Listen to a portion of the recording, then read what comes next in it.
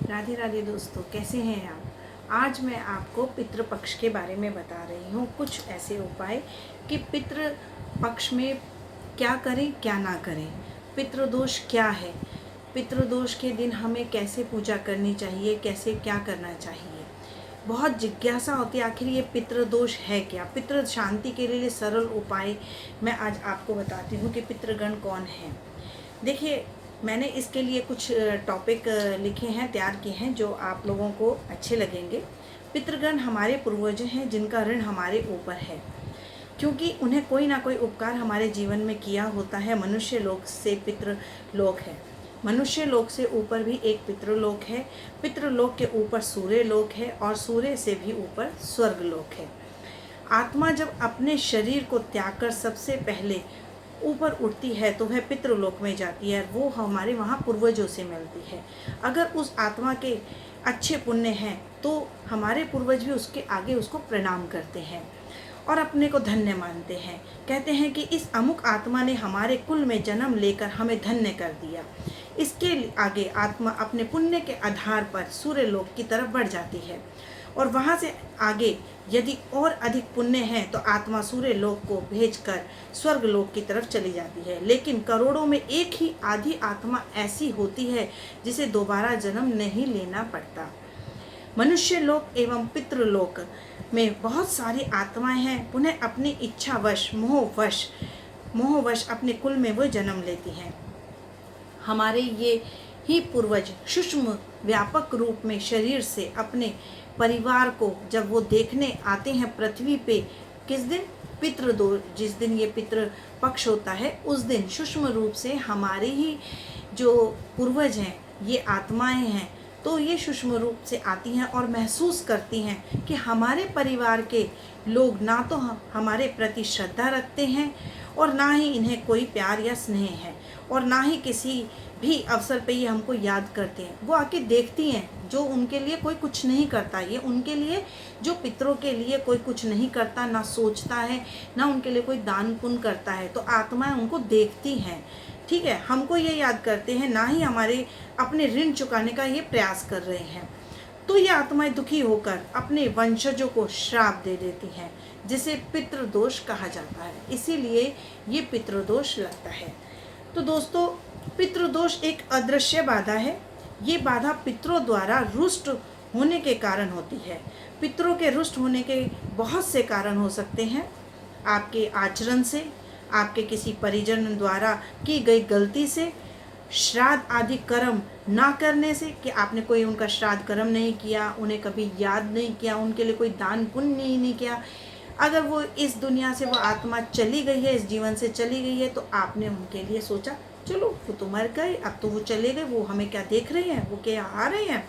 ऐसा नहीं है दोस्तों। आपने उनके लिए कभी अंत्येष्टि कर्म आदि में की हुई त्रुटि के कारण भी ये हो सकती है कि आपने उनकी अंत्येष्टि, कोई कारण, जो भी आपने उनका पिंडदान किया है, अंत्येष्टि की है, उसमें भी कोई त्रुटि हो गई हो तो भी पितृदोष हमारी उसमें लग जाता है। इसके अलावा मानसिक अवसाद, व्यापार में नुकसान, परिश्रम के अनुसार फल न मिलना, ये पितृदोष के कारण जो आपको नुकसान झेलने पड़ते हैं। इन मनुष्य को जो जीवित है, जो वो आत्माएं चली गई हैं, जो रुष्ट हैं आपसे, जिसके कारण पितृदोष लगा है। उसके अलावा मानसिक अवसाद, व्यापार में नुकसान, परिश्रम के अनुसार फल न मिलना, विवाह या वैवाहिक जीवन में समस्याएं, करियर में समस्याएं, या संक्षिप्त में कहें तो जीवन के हर क्षेत्र में व्यक्ति उनके अनुसार बाधाओं का सामना उनको करना पड़ता है। पितृदोष होने के अनुकूल ग्रहों की स्थिति, गोचर दशाएं होने पर भी शुभ फल नहीं मिल पाते। कितनी भी पूजा पाठ, कितनी भी देवी देवताओं की अर्चना की जाए, उसका शुभ फल नहीं मिलता।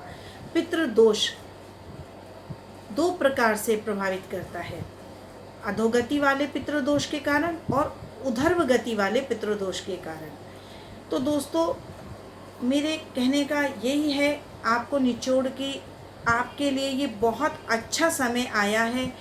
आप अपने पितरों को प्रसन्न करने के लिए आप नहा धोकर अच्छे से तर्पण करें, पूरे मन से शुद्धिकरण करें और अपने पितरों के लिए, जैसे कई आजकल के जो भी जनरेशन है उनको नहीं पता कि हमारे पितृ किस दिन गए हैं, तो 2 रोटी गाय की और 1 रोटी पक्षियों की, कौवों की और 1 कुत्तों की ज़रूर बनाएं और उनको डालें, ताकि आपके ऊपर जो पितृदोष है, जो आपके बनते काम में बाधा आ रही है, वो सब ना आए, वो सब आपको उस चीज़ की बाधाएं आपको परेशान ना करें।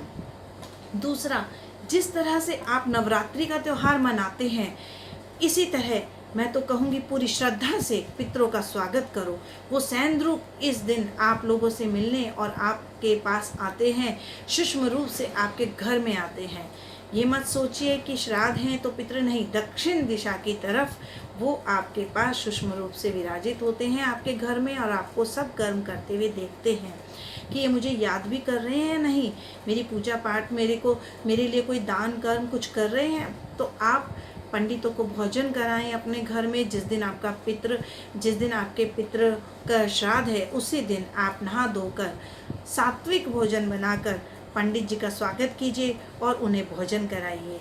और साथ ही ये नहीं कि आपने सात्विक भोजन तो बना लिया लेकिन बाद में आपने शाम को नॉनवेज और मदिरा पान कर लिया, नहीं, आप उस दिन बिल्कुल भी नॉनवेज मत खाइए, बिल्कुल मत कीजिए। अगर ऐसा श्राद्ध करना है तो मत कीजिए। सात्विक भोजन बनाइए और अपने बच्चों को भी और सबको उस दिन सात्विक ही भोजन करना है। और पंडित जी को भी अच्छे से भोजन कराएं, दक्षिणा दिए, उनके पैर छुए।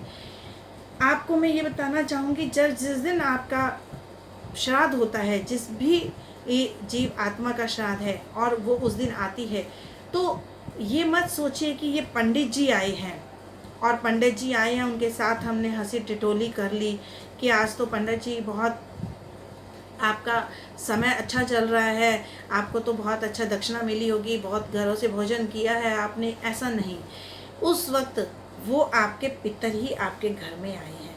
आप उन्हें ये मत सोचिए ये पंडित जी हैं, उस पंडित जी के रूप में आपके पितृ सैंद्रूप आपके घर आए हैं।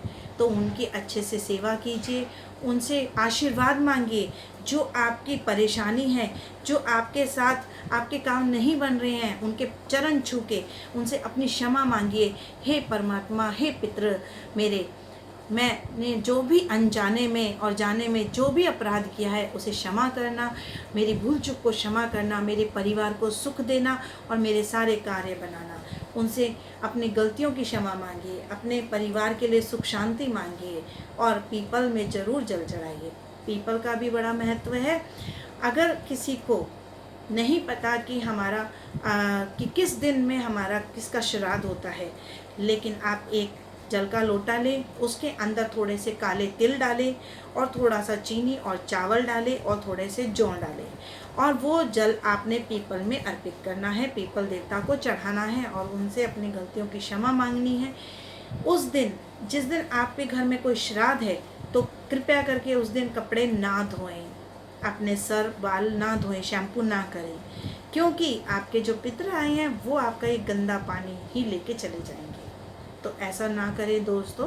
उस दिन आपने स्नान आदि करें और अपने वह जो वस्त्र धोने हैं आप अगले दिन कर लीजिए, लेकिन जिस दिन आपका श्राद्ध है उस दिन ना धोएं।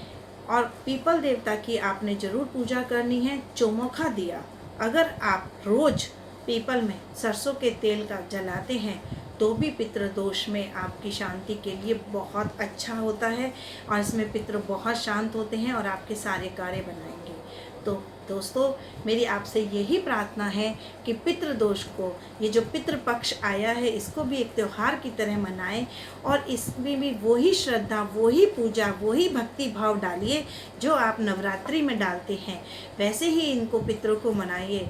ये बहुत पुण्य का काम है कि आपके घर ये 16 दिन 15 दिन जो भी पितृ आपके स्थापित हुए हैं, आए हैं, पितृ आपके घर आए हैं, तो इन्हें प्रसन्न कीजिए और आपके सारे कार्य बनेंगे। राधे राधे दोस्तों।